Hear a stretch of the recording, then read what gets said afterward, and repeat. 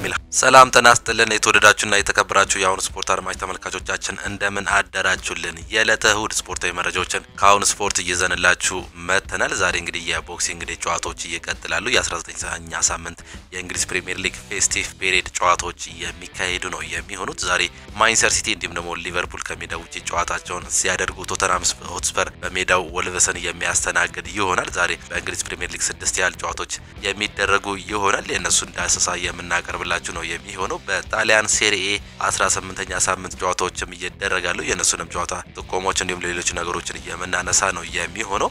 ከዚህም በተጨማሪ ወደ የክለቦቻቸው እየገባን ደግሞ የተለያዩ መረጃዎችን የምንሰጣችሁ ይሆናል። ማንቸስተር ሲቲ፣ ሪያል ማድሪድ፣ ማንቸስተር ዩናይትድ፣ አርሰናል፣ ቼልሲ፣ ሊቨርፑል የመሳሰሉ የተለያዩ መረጃዎችን ይዘን ቀርበናል። ከማንቸስተር ሲቲ ጋር ፔፕ ጋርዲዮላ ተስፋ አልቆርጥም እዚህ እቆያለሁ የሚል ሀሳብን ትላንትና ሀሳባቸውን መስጠታቸው ነው እየተነገረ የሚገኘው። ሌላኛው ዌስትሃምና ማንቸስተር ሲቲ የጥር የዝውውር መስኮት ከመከፈቱ በፊት 2 ጊዜ የንግግር እንዳደረጉ ነው እየተገለጸ የሚገኘው። ምናልባትም እንግዲህ መሐመድ ቅዱስን ለመውሰድ እንደሚያጤኑ ነው እየተገለጸ የሚገኘው። ፊል ፎደንም ሀሳቡን መስጠት ችሏል። ምን አለ የሚለውን የምናነሳ ነው የሚሆነው። ሊቨርፑል ቤት ስንገባ አርኔ ስሎት በሊቨርፑል 22 ጨዋታዎችን ያለ ሽንፈት በመጓዝ ሪካርድ ያስመዘገበ ሲሆን ይህም ከ1989 በኋላ ከኬኒ ዳግሊሽ በኋላ የሆነ እንደሆነ ነው እየተገለጸ የሚገኘው። ጄሚ ካራገርም ሳላ ባላንዶርን ያሸንፋል የሚል ሀሳብን እያነሳ ይገኛል። ሊቨርፑሎች በዚህ ሰዓት ከመሐመድ ሳላ ኮንትራት ይልቅ የቨርጂል ቫን ዳይክ ኮንትራት በቅድሚያ የሚሰጡት ይሆናል የሚሉ መረጃዎችም ነው እየወጡ የሚገኙት። ሊቨርፑል በጥር የግራ መስመር ተከላካይ አያስፈርምም ነው እየተባለ የሚገኘው። ከትሬንት አሌክሳንደር አርኖልድ ጋር የሚነሱ መረጃዎችም አሉ። እሱንም የምናነሳ ነው የሚሆነው። የተወደዳችሁና የተከበራችሁ አድማጮቻችን አርሰናል ቤት ስንሄድ ካልቨን ፊሊፕስ አርሰናል የሊጉ ጠንካራ ተፎካካሪ ነው የሚል ሀሳብን ነው መስጠት የቻለው። የኢፕስዊች ታውኑ ተጫዋች ካልቨን ፊሊፕስ ምን አለ የሚለውን እንግዲህ በሰፊው እናቀርብላችኋለን። ዲክላን ራይስም የ2025 የዋንጫ ዓመት ይሆናል የሚል ሀሳብንም ነው እያነሳ የሚገኘው። አርቴታም የተለያዩ ሀሳቦችን ማንሳት ችሏል። እሱንም የምናቀርብላችሁ ይሆናል። የተወደዳችሁና የተከበራችሁ አድማጮቻችን ማንቸስተር ዩናይትድ ቤት ስንገባ ደግሞ ሩበን አሞሪም ለደጋፊዎቹ ጥሩ ምላሽ መስጠት እፈልጋለሁ የሚል ሀሳብን መስጠት ችሏል። ቀጣይ ጨዋታው እንግዲህ ከኒውካስል ዩናይትድ ጋር እንደሆነ ይታወቃል። ከሱ ጋር በተያያዘ እንግዲህ አንዳንድ መረጃዎችም ነው እየወጡ የሚገኙት። ጠንክረን መስራት መቀጠል አለብን የሚለው ደግሞ ኮትዲቫሪያዊ የማንቸስተር ዩናይትድ ተጫዋች አማድ ዲያሎ ነው። እሱም ሀሳቡን ሰጥቷል። የምንነግራችሁ ነው የሚሆነው። የተወደዳችሁና የተከበራችሁ አድማጮቻችን የአዮኒስ ባለቤት እንዲሁም ደግሞ የማንቸስተር ዩናይትድ 28% ሼር ባለቤት ሰር ጂም ራትክሊፍ አንዳንድ ህጎችን እያወጡ ነው የሚገኙት። በዚህም ምን እያደረጉ ነው የሚለውን እንግዲህ በሰፊው እንነግራቸዋለን። ሩበን አሞሪምም ስለ ሃሪ ማጉዌር ሀሳቡን መስጠት ችሏል። እሱንም የምናነሳ ነው የሚሆነው። ሪያል ማድሪድ ቤት አዲስ የተከላካይ ስፍራ ተጫዋች ለማምጣት እያሰቡ እንደሆነ ሬሌቮ ነው እየዘገበ የሚገኘው። ካርሎ አንቸሎቲም የቀረበበት ስላለው ትችት ሀሳባቸውን ሰጥቷል። ስለ ኤደር ሚሊታውም አንዳንድ መረጃዎች እየወጡ ነው የሚገኙት።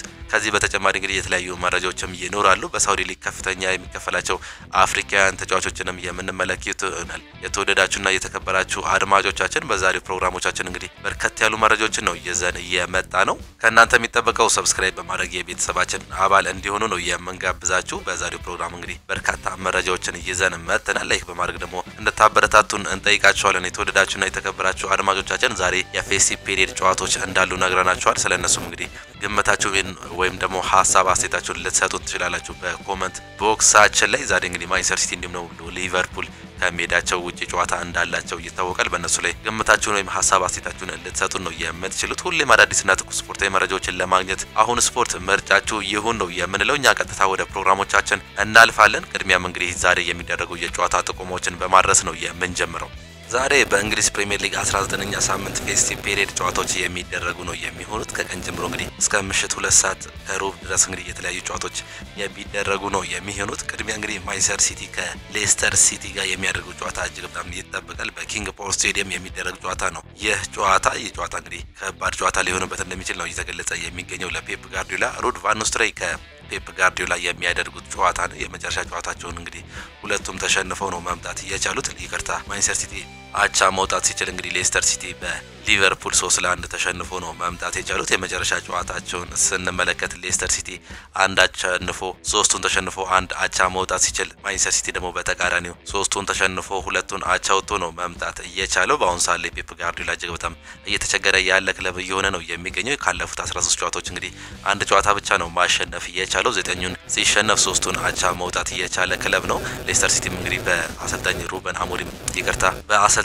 ሩድ ቫን ኒስተልሮይ የተመራ የመጀመሪያ ጨዋታውን ማሸነፍ ቢችልም እንግዲህ ከዛ በኋላ አንዳቸው ወጥቶ ተከታታይ 3 ሽንፈቶች አጋጥመውታል። ከመጨረሻ እንግዲህ የመጨረሻውን ጨዋታ በአንፊልድ ስቴዲየም በሊቨርፑል ስቴዲየም 3-1 ተሸንፎ የመጣበት ውጤት ነው የሚገለጸው። ማንቸስተር ሲቲ ደግሞ በኢታድ ስቴዲየም ከኤቨርተን ጋር አንዳቸው የወጣበት ውጤት ሌላኛው ተገማች ውጤት ነበር። በዛሬው ጨዋታ ላይ በርካታ ተጫዋቾች አይኖሩም። በሁለቱም በኩል በሌስተር ሲቲ በኩል ስንመለከት እንግዲህ አጥቂውን ጄሚ ቫርዲን ጨምሮ ሪካርዶ ፔሬራ፣ ኒዲዲ ሃርመንስና ፋቱ በጨዋታው ላይ እንደማይገኙ እየተገለጸ ይገኛል። የ37 ዓመቱ ጄሚ ቫርዲ በጨዋታው እንደማይገኝ ነው የተረጋገጠው። በማንቸስተር ሲቲ በኩል ደግሞ በርካታ ተጫዋቾችን ተጎድተዋል። በረኛው ኤደርሰንን ጨምሮ እንግዲህ ሮድሪ በዚህ ዓመት እንደማይመለስ ይታወቃል። ጆን ስቶንስ፣ ሩበን ዲያዝ፣ ማቲያስ ኑኔዝ እና ኦስካር ቦብ ጉዳት ላይ ያሉ ተጫዋቾች እየሆኑ ነው የሚገኙት።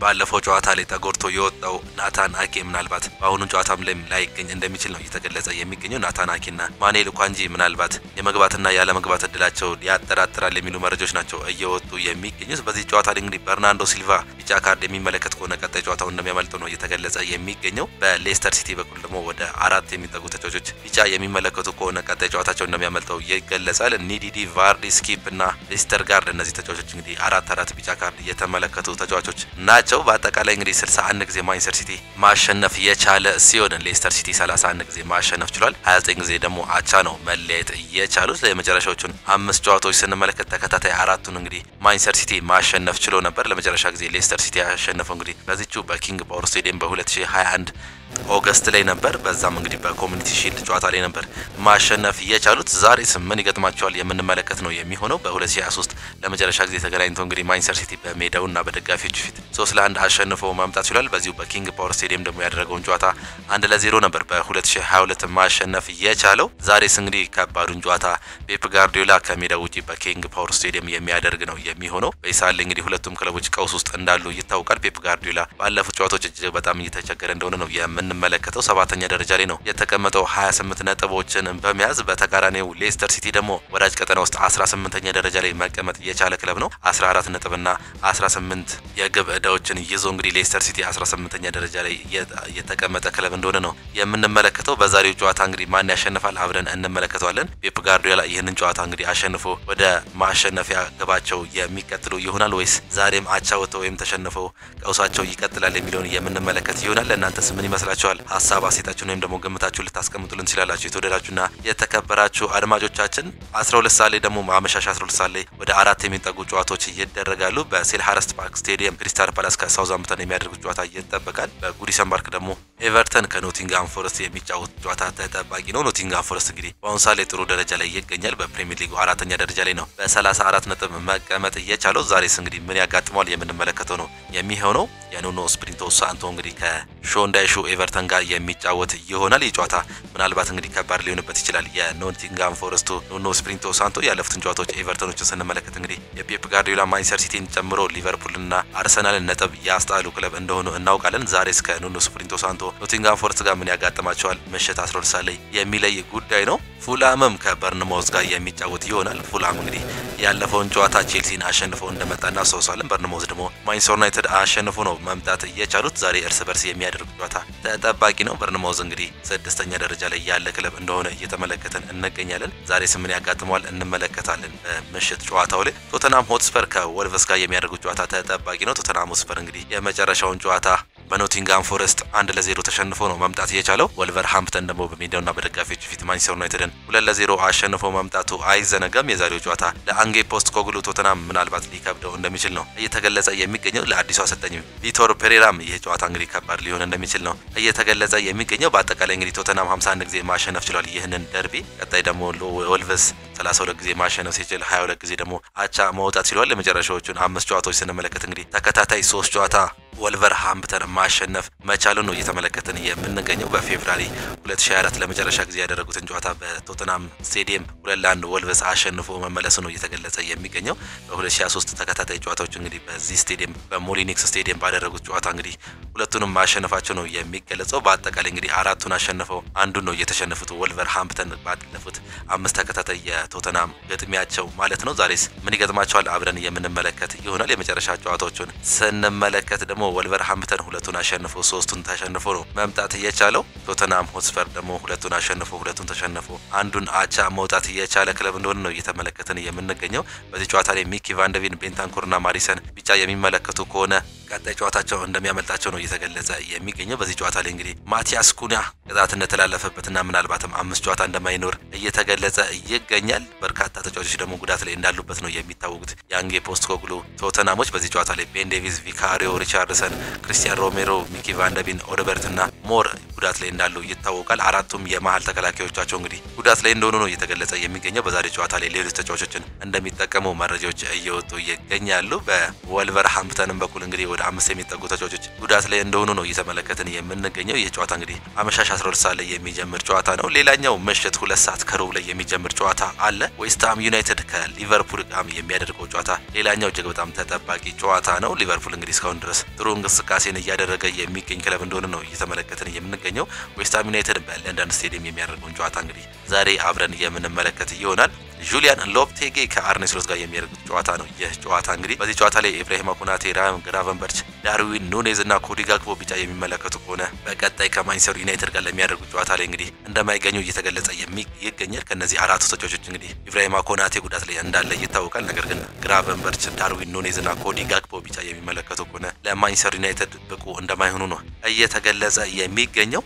በአጠቃላይ እርስ በርስ እንግዲህ በተገናኙበት ጊዜ ሊቨርፑል 80 ጊዜ ማሸነፍ ሲችል ዌስትሃም 29 ጊዜ ማሸነፍ ችሏል። 38 ጊዜ ደግሞ አቻ ነው መለያየት የቻሉት። ለመጨረሻ ጊዜ ሴፕቴምበር 2024 ነበር የተገናኙት። በዚህም እንግዲህ ሊቨርፑል በአንፊልድ ያደረገውን ጨዋታ 5-1 በሆነ ሰፊ ውጤት አሸንፎ ነበር መምጣት የቻለው። በዚህ ጨዋታ ላይ ኳንሳ መጀመሪያ ላይ በራሱ ጎል አስቆጥሮ ነበር። ከዛ በኋላ ግን ዲያጎ ጆታ 2 ጎሎችን፣ ሞሳላ፣ ኮዲ ጋክፖ 2 ጎሎችን በማስቆጠር እንግዲህ ይህን ጨዋታ 5-1 ማሸነፋቸው አይዘነጋም። ዛሬስ ምን ያጋጥማቸዋል አብረን የምንመለከተው ነው የሚሆነው። የመጨረሻ 5 ጨዋታዎችን ስንመለከት አራቱን ሊቨርፑል ሲያሸንፍ እንግዲህ የመጨረሻ በዚህ ስቴዲየም ያደረጉትን ጨዋታ 2 እኩል ነበር መውጣት የቻሉት። በዚህ በለንደን ስቴዲየም የተደረገው የመጨረሻ ጨዋታ በዌስትሃም እና በሊቨርፑል በኩል የተደረገው እንግዲህ 2 አቻ ነበር መውጣት የቻሉት። በዛ ጨዋታ ላይ እንግዲህ ጃረድ ቦወን እና አንቶኒዮ ነበሩ ጎል ያስቆጠሩት ለዌስትሃም። ከዛ በኋላ ደግሞ አንዲ ሮበርትሰን እና አሪዮላ በራሱ ልገይ ባስቆጠሩ ጎል ምክንያት አቻ መውጣታቸው አይዘነጋም። ዛሬም በዚህ ስቴዲየም ላይ ማን ያሸንፋል ምሽቱ 2 ሰዓት ከሩብ ላይ በሚጀምረው ስቴዲየም ጨዋታ የምንመለከት ይሆናል። በዚህ ጨዋታ ላይ እንግዲህ እነዚህ የመጨረሻ ጨዋታቸውን ስንመለከት ሊቨርፑል ካለፉት 5 ጨዋታዎች 4ቱን አሸንፎ አንዱን አቻውቶ ነው መምጣት የቻለው። በአጠቃላይ ደግሞ የዌስትሃም ውጤቶችን ስንመለከት እንግዲህ 2ቱን አሸንፎ 2ቱን አቻውቶ አንዱን ተሸንፎ ነው መምጣት የቻለው። ጁሊያን ሎፕቴጌ ከአርኔ ስሎት ጋር የሚያደርጉት ጨዋታ ነው። እንግዲህ አርኔ ስሎት የደረጃ ሊጉን እንግዲህ እየመሩ እንደሆነ ይታወቃል። አርኔ ስሎት ሊቨርፑልን ይዘው 42 ነጥብ በመያዝ እንግዲህ አንደኛ ደረጃ ላይ ተቀምጠዋል። 23 ነጥብ ጎል አላቸው። አንድ ጨዋታ እንደሚቀራቸው ይታወቃል። በተቃራኒው ደግሞ ዌስትሃሞች 13ኛ ደረጃ ላይ ነው መቀመጥ የቻሉት 23 ነጥብና 7 የግብ ዕዳ ይዘው እንግዲህ 13ኛ ደረጃ ላይ ነው የጁሊያን ሎፕቴጌ ክለብ ዌስትሃም መቀመጥ የቻሉ። ይህ ጨዋታ እንግዲህ ምሽት 2 ሰዓት ከሩብ ላይ የሚጀምር ጨዋታ ነው። ይህንን ጨዋታ እንድትመለከቱ እንጋብዛቸዋለን። በተለይም ደግሞ እነዚህ ሁለት ተጫዋቾች ሊቨርፑል ከዌስትሃም እና ሌስተር ሲቲ ከማንቸስተር ሲቲ በሚያደርጉት ጨዋታ ላይ ሀሳብ አስተያየታችሁን የምንሰጡ ነው የምንጋብዛችሁ። የተወደዳችሁና የተከበራችሁ አድማጮቻችን ወደ ጣሊያን ሴሪኤ ስናመራ ደግሞ ዩዲኒዜ ከቶሪኖ፣ ናፖሊ ከቬንዚያ፣ ዩቬንቱስ ከፊዮሬንቲና እንዲሁም ደግሞ ኤሲ ሚላን ከሮማ የሚያደርጉት ጨዋታ ይጠበቃል። ኤሲ ሚላን ከሮማ ተጠባቂው ደርቢ እንደሆነ ነው እየተገለጸ የሚገኘው። እነዚህ ሁለቱ ክለቦች እንግዲህ በአጠቃላይ ብዙ ጊዜ ተገናኝተዋል። ኤሲ ሚላን 8ኛ ደረጃ ላይ ነው መቀመጥ የቻለው በጣሊያን ሴሪኤ 26 ነጥቦችና 9 ንጹህ ጎሎችን በመያዝ እንግዲህ 8ኛ ደረጃ ላይ መቀመጥ ሲችል ሮማዎች ደግሞ 19 ነጥብና 0 የግብ ዕዳ ወይም ደግሞ ምንም አይነት ጎል ሳይዙ ነው መቀመጥ የቻሉት። እነዚህ ክለቦች እንግዲህ በጣሊያን ሴሪኤ እጅግ በጣም ግዙፍ ስም ያላቸው ክለቦች እንደሆኑ ይታወቃሉ። በዚህም እንግዲህ እነዚህ ክለቦች ያሸንፋሉ ወይስ ይሸነፋሉ አብረን የምንመለከተው ነው የሚሆነው። ጣሊያን ሴሪኤን እንግዲህ አታላንታ በ43 ነጥብ እየመራ እንደሆነ እናውቃለን። በ43 ነጥብ አንደኛ ደረጃ ላይ ነው መቀመጥ የቻለው 23 ንጹህ ጎሎችን በመያዝ እንግዲህ አታላንታ አንደኛ ደረጃ ላይ መቀመጥ ሲችል ኢንተር ሚላን በ40 ነጥብ ሁለተኛ ደረጃ ላይ ተቀምጧል። ናፖሊ ዛሬ ጨዋታ እንዳለው ነግረናቸዋል። የቲም እንግዲህ 3ኛ ደረጃ ላይ ነው መቀመጥ የቻለው በ38 ነጥብ ሶስተኛ ደረጃ ላይ መቀመጥ የቻለ ክለብ ነው። ናፖሊ እንግዲህ መጀመሪያ ላይ ሊጉን እየመራ የሚገኝ ክለብ እንደነበር እናስታውሳለን። አሁን ግን ወደ ሶስተኛ ደረጃ ላይ የመጣ ክለብ መሆኑን ነው እየተመለከተን የምንገኘው። በዚህ ቀን እንግዲህ ወይም ደግሞ በሱፐር ሰንደይ የሚደረጉ ጨዋታዎች ይህንን ይመስሉ ነበር። እኛ ግን ቀጥታ ወደ ሌሎች ፕሮግራሞቻችን ነው የምናልፈው። ወደ ክለብ መረጃዎቻችን ስናልፍ ፔፕ ጋርዲዮላ ተስፋ አልቆርጥም እዚሁ እቆያለሁ የሚል ሐሳብን መስጠት ችሏል። የማንቸስተር ሲቲ ዋና አሰልጣኝ ፔፕ ጋርዲዮላ አሁን ባጋጠመኝ ችግር ተስፋ አልቆርጥም እዚሁ እቆያለሁ፣ ችግሮችን መጋፈጥ እፈልጋለሁ ሲል ነው ሐሳቡን መስጠት የቻለው። ክለቡ በትልቅ ችግር ውስጥ መሆኑን ምክንያት እንግዲህ ተስፋ እንደማልቆርጥ ለመናገር እፈልጋለሁ ሲል ነው ፔፕ ጋርዲዮላ መናገር የቻሉት። ተጫዋቾቹ እያደረጉ በሚገኙት ነገር ደስተኛ ነኝ፣ 7 ተጫዋቾች ቢጎዱም እንኳን ሁሉም ጠንክሮ እየሰራ ነው የሚል ሐሳብን ነው ፔፕ ጋርዲዮላ ማንሳት የቻሉት። ፔፕ ጋርዲዮላ አክሎም እንግዲህ የማንቸስተር ሲቲ ደጋፊዎችን አንገት ማስደፋት አልፈልግም ሲሉ ነው የተደመጡት። አሁን ያሳለፍን ያለው ችግር ባለፉት ዓመታት የነበረን ስኬት ምን ያህል ከባድ እንደነበር እንድንገነዘብ አድርጎናል። ምርጥ 8 ዓመታት ነበሩን ሲሉ ነው መናገር የቻሉት። እንግዲህ ዛሬ ጨዋታ እንዳላቸው ይታወቃል። ከሜዳቸው ውጭ በሚያደርጉት የኪንግ ፓወር ስቴዲየም ከሌስተር ሲቲ ጋር የሚያደርጉት ጨዋታን ተከትሎ ነው እንግዲህ ይህንን ሐሳብ ማንሳት የቻሉት አሰልጣኝ ፔፕ ጋርዲዮላ።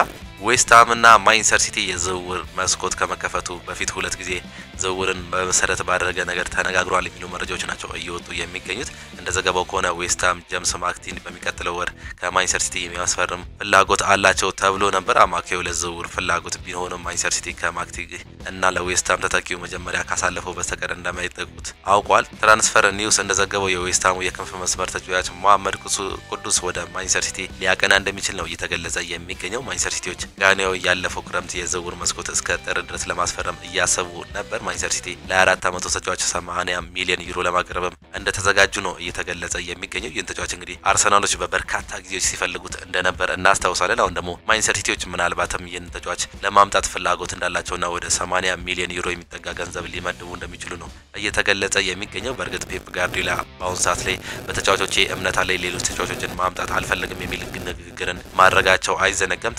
ተጫዋቾች ግን ሊመጡ እንደሚችሉ ነው በአሁኑ ሰዓት ላይ ፍንጭ እየተሰጠ የሚገኘው። በተለይ በተከላካይ አማካይ ቦታ ላይ እንዲሁም ደግሞ በክንፍ የአጥቂ ስፍራ ቦታ ላይ ተጫዋቾችን ለማምጣት እንደሚያስቡ ነው እየተገለጸ የሚገኘው። ሳቪኒዮን በክረምቱ ያመጣው ማንቸስተር ሲቲ በዚህ ቦታ ላይ ጥሩ ተጫዋቾች በአሁኑ ሰዓት ላይ አላገኘም። ሳቪኒዮም እንደተጠበቀው የማህሬዝን ቦታ ሊተካ አልቻለም። በዚህም የተነሳ እንግዲህ ምናልባት መሐመድ ቅዱስን በማምጣት እንግዲህ ሁነኛ ተተኪ ለማድረግ እንዳሰቡ ነው መረጃዎች እየወጡ የሚገኙት።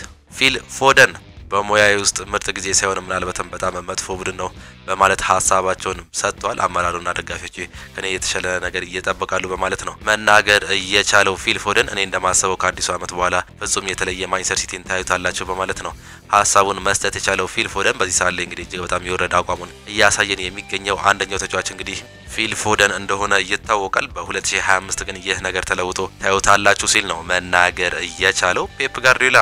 ለዚህም ነው ስኬታችን ያገኘነው ምክንያት ሁሌ በቂ ነበርን፣ ደጋግመን እንሞክራለን። ለዛም ነው ብዙ ጨዋታዎች ያሸነፍነው። በየ3 ቀኑ ጨዋታዎች እንደማሸነፍ ከባድ ነገር የለም። በዚህ ሰዓት ላይ ይህን ነገር ለማድረግ እንሞክራለን ሲል ነው በሚቀጥለው ወራት እንግዲህ ይህን ነገር ለማሻሻል እንደሚያስቡ ሐሳባቸውን መስጠት የቻሉት ፔፕ ጋርዲዮላ። አርኔ ስሎት በሊቨርፑል 22 ጨዋታዎችን ያልተሸነፈ በመጓዝ እንግዲህ ሪካርድ ያስመዘገበ ሲሆን ይህም እንግዲህ በ1989 ከኬኒ ዳግሊሽ በኋላ ይህን ሪካርድ ያስመዘገበ የመጀመሪያው አሰልጣኝ መሆን ነው የቻለው። ጄሚ ካራገር ሳላህ ባላንዶርን ያሸንፋል የሚል ሐሳብን መስጠት ችሏል። የቀድሞ የሊቨርፑል ተጫዋች ጄሚ ካራገር መሐመድ ሳላህ የዘንድሮውን የባላንዶር ሽልማት ያሸንፋል የሚል እምነት እንዳለው ነው እየተናገረ የሚገኘው። መሐመድ ሳላህ የባላንዶርና የፕሪሚየር ሊግ የዓመቱ ምርጥ ተጫዋች ሽልማትን የማሸነፍ ትልቅ እድል እንዳለው ነው ጄሚ ካራገር የተናገረው። ጄሚ ካራገር አክሎም ደጋፊዎች በመሐመድ ሳላህ ላይ ምንም ቢሉኝ ከኔ የበለጠ የእሱ አድናቂ አይገኝም በማለት ነው ሐሳቡን መስጠት የቻለው። የሻምፒየንስ ሊግ ዋንጫ አሸናፊው ከሪያል ማድሪድ፣ ሊቨርፑልና ኢንተር ሚላንና ባየር ሙኒክ መካከል አንዱ እንደሚሆን ጄሚ ካራገር ግምቱን ነው ማስቀመጥ የቻለው። ሪያል ማድሪድ፣ ሊቨርፑል፣ ኢንተር ሚላን ኦር ደግሞ ባየር ሙኒክ የሻምፒየንስ ሊግ አሸናፊ ይሆናል ብዬ በዚህ ዓመት ተጠብቃለሁ ሲል ነው መናገር የቻለው የቀድሞ ተጫዋች እንዲሁም ደግሞ የአሁኑ ሌጀንድ ጄሚ ካራገር። ሊቨርፑሎች በዚህ ሰዓት ላይ ከመሐመድ ሳላህ ኮንትራት ይልቅ የቨርጂል ቫን ዳይክ ኮንትራትን ቅድሚያ እንደሚሰጡት ነው እየተገለጸ የሚገኘው። ፖል ጆይንስ ነው ይህን ነገር ይዞ መውጣት የቻለው። ይህ ተጫዋች እንግዲህ በዚህ ሰዓት ላይ ኮንትራት እንደሚያልቅ ይታወቃል። በተለይም የመሐመድ ሳላህ፣ ቨርጂል ቫን ዳይክ እና ትሬንት አሌክሳንደር አርኖልድ ጉዳይ እስካሁን እልባት ያላገኘ ነገር ነው። ነገር ግን ሊቨርፑሎች ቅድሚያ የሚሰጡት የካፒቴኑን ቨርጂል ቫን ዳይክ ጉዳይ እንደሆነ ነው እየተገለጸ የሚገኘው። ከመሐመድ ሳላህ ኮንትራት ጋር አሁንም ንግግር ላይ እንደሆኑ እየተነገረው፣ ነገር ግን ቅድሚያ የሚሰጠው የቨርጂል ቫን ዳይክ ነው ሲል ነው ፖል ጆይንስ መዘገብ የቻለው። ሌላኛው ሊቨርፑል በጥር ወር የግራ መስመር ተከላካይ አያስፈርምም ተብሏል። ሊቨርፑሎች ለዚህ ቦታ ሁለት አማራጮች ስላሉት ውሳኔው እስከ ክረምት ድረስ ይራዘማል የሚሉ መረጃዎች ናቸው እየወጡ የሚገኙት። ከዚያም ሮበርትሰን ወይም ደግሞ ሲሚካሽ ክለቡን ማን እንደሚለቅ ግልጽ ይሆናል የሚሉ መረጃዎችም ነው እየወጡ የሚገኙት።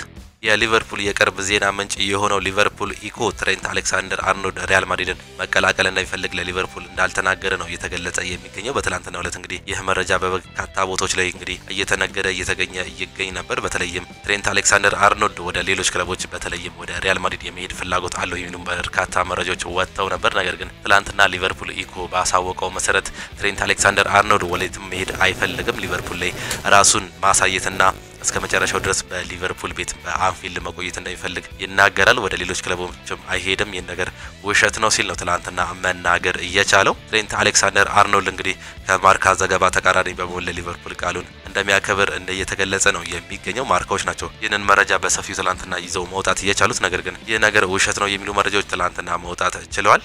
ካልቨን ፊሊፕስ አርሰናል የሊጉ ጠንካራ ተፎካካሪ ነው የሚል ሀሳብን መስጠት ችሏል። የኢፕስዊች ታውኑ ተጫዋች ካልቨን ፊሊፕስ ለአርሰናል በዚህ ሳለ ጠንካራ የዋንጫ ተፎካካሪ መሆኑን በሰጠው አስተያየት ነው መግለጽ እየቻለው። ሊቨርፑል በዚህ ዓመት የተለየ ቡድን መሆኑን አያጠራጥርም፣ ነገር ግን አርሰናል በጣም ጥሩ ቡድን ነው ሲል ነው ካልቨን ፊሊፕስ መናገር እየቻለው። ተጫዋቹ አክሎም አርሰናል ሊቨርፑል ላይ እንደሚደርስና በሊጉ እስከ መጨረሻው ድረስ ተፎካካሪ እንደሚሆን እናገራለሁ የሚል ሀሳብን መስጠት ችሏል። ዲክላን ራይስ 2025 የዋንጫ ዓመት ይሆናል የሚል ሀሳብን መስጠት ችሏል። የሰሜን ለንደን ክለብ አርሰናል አማካይ ዲክላን ራይስ ቡድናቸው በ2025 ዋንጫ ለማሸነፍ ተስፋ እንደሚያደርግ ነው እየተናገረ የሚገኘው። 2025 ዋንጫዎችን የምንሻነፍበት ዓመት እንደሚሆን ተስፋ እናደርጋለን ሲል ዲክላን ራይስ መናገር ችሏል። ቡድኑ ዋንጫ ለማሸነፍ ጨዋታዎችን ማሸነፍ አጠናክሮ መቀጠል እንዳለበት የገለጸው ራይስ በመጨረሻም ምንም ባናሳካ ምንም ማለት አይደለም በማለትም ነው ሀሳቡን መስጠት የቻለው። ነገር ግን ዋንጫ የምናሳካበት ዓመት ይሆናል ብዬ ተስፋ አደርጋለሁ ሲል ነው መናገር እየቻለው። አርሰናል ማቲያስ ኩና ላይ ፍላጎት ቢኖረውም ወልቭስ በጥር የዝውውር መስኮት እሱን ላይ መሸጥ ምንም አይነት ፍላጎት የለውም ሲል ሚረር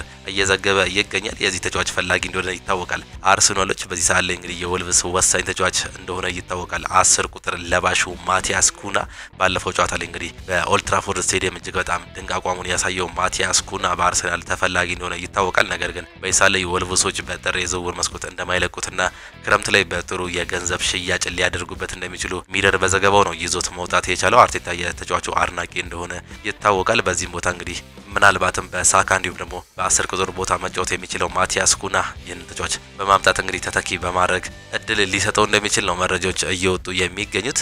አርቴታ ሳካ ከ2 ወራት በላይ ከሜዳ እንደሚርቅ ቢናገርም አሁን በየካቲት ወር መጨረሻ ወደ ሜዳ ሊመለስ እንደሚችል መረጃዎች እየወጡ ነው የሚገኙት። ይህንንም እንግዲህ ሚረር ነው መዘገብ እየቻለው። ትላንትና የተሳካ ቀዶ ጥገናውን ማድረግ የቻለው ቡካዮ ሳካ 2 ወራትን ከሜዳ ይርቃል የሚል ንግግርን ተናግሮ ነበር ሚኬል አርቴታ። በዚህም እንግዲህ በርካቶች እጅግ በጣም እያዘኑ ይገኛሉ። 2 ወር ሙሉ የክለብ ምናልባት ሊጎዳ ይችላል በሳካ አለመኖር የሚሉ መረጃዎች እየወጡ ይገኛሉ። ነገር ግን ሚረር ምናልባትም በየካቲት ወር መጨረሻ ድረስ ይመጣል የሚል መረጃ ነው ሀሳብ መስጠት የቻለው። ወደ ሜዳ የመመለስ እድሉ በዚህ ሰዓት ላይ ሊሰፋ እንደሚችል መረጃዎች እየወጡ ይገኛሉ።